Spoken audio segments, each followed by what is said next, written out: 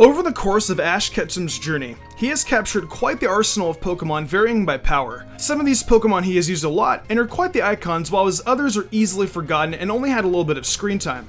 Today, I'm going to be going over some of those forgotten Pokemon over the years because Ash may not theoretically have a lot of Pokemon, but I can say these are Pokemon that I have forgotten about and didn't remember until I actually looked them up pretty recently. Notice how in the title it says owned. This is for Pokemon he has ever owned. So technically captured, released, he has owned these Pokemon before. With that being said though, let's take a trip down memory lane.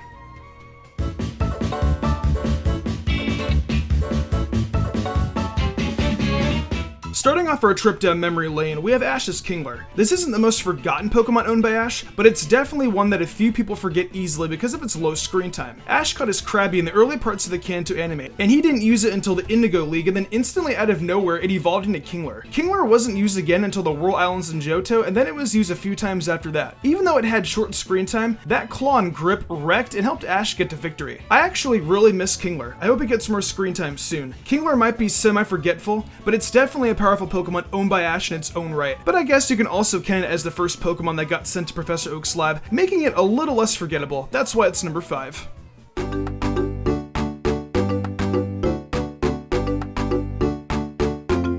Hatching from an egg into a powerful headbutter, this Pokemon is pretty powerful for a baby. Ash had it for a good amount of time in the Unova anime, debuting in quite a few battles and even coming in clutch for a few victories. The most iconic moment though, was when it headbutted Ash's Pidove. Ugh, I do not like that flying Pokemon whatsoever.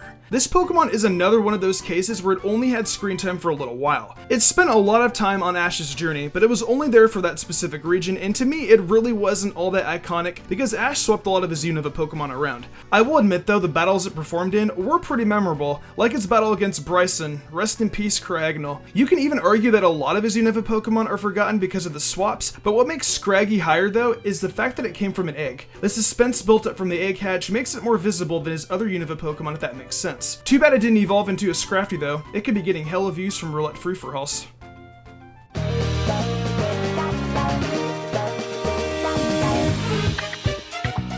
Now, I remember Ash owning this Pokemon back in Hoenn, but as of recent, due to its lack of screen time, I completely forgot about it. Literally, it only appeared in Hoenn, and that was it. Snorunt was pretty cute in its own right, doing specific things to get attention, and just being overall really playful. Then after using it towards the end of the Hoenn anime a lot, Ash was able to evolve it into Glalie. After the Hoenn League though, it disappeared. Not literally, but it did. It stayed at Oak's laboratory, only making minor appearances. What's really sad though is that Ash planned on using it in the Sinnoh League against his battle of Conway, but then didn't because he felt sheer force wasn't enough. So Glalie was basically brought back and then sent back immediately. Then Mega Evolutions came around and people thought Ash could possibly Mega Evolve as Glalie. Nope. It's still Professor Oak's lab, practically rotting at this point. It had a lot of potential, and I thought it was actually a pretty cool Pokemon, even though I'm more of a Frostlass fan. Rest in peace, Glalie. At least someone remembers you now.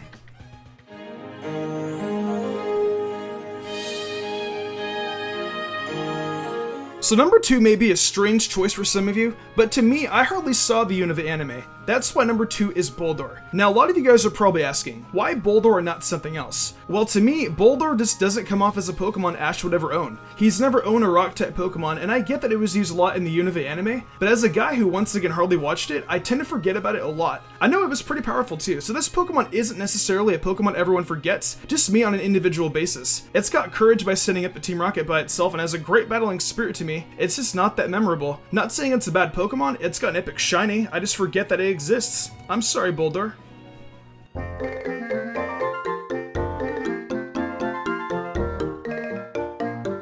Hold up. What?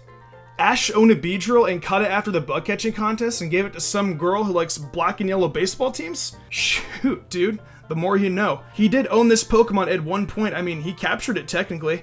But yeah, if anyone remembers this one, well, good on you. Well, those were 5 Pokemon owned by Ash that I easily forget about. Of course, this list doesn't apply to everybody, and it's more on an individual basis towards me. But if you guys have your own list of Pokemon owned by Ash that you forgot, put them in the comments below. Everyone remembers things differently, and I'm curious to see the ones that you guys can remember, because I have a pretty terrible memory. Anyways, if you enjoyed the video, be sure to leave a like, and why not subscribe if you're enjoying what I'm putting out. With that being said though, I'm Mystic Umbreon, and I will see you in the future for some more awesome Pokemon content.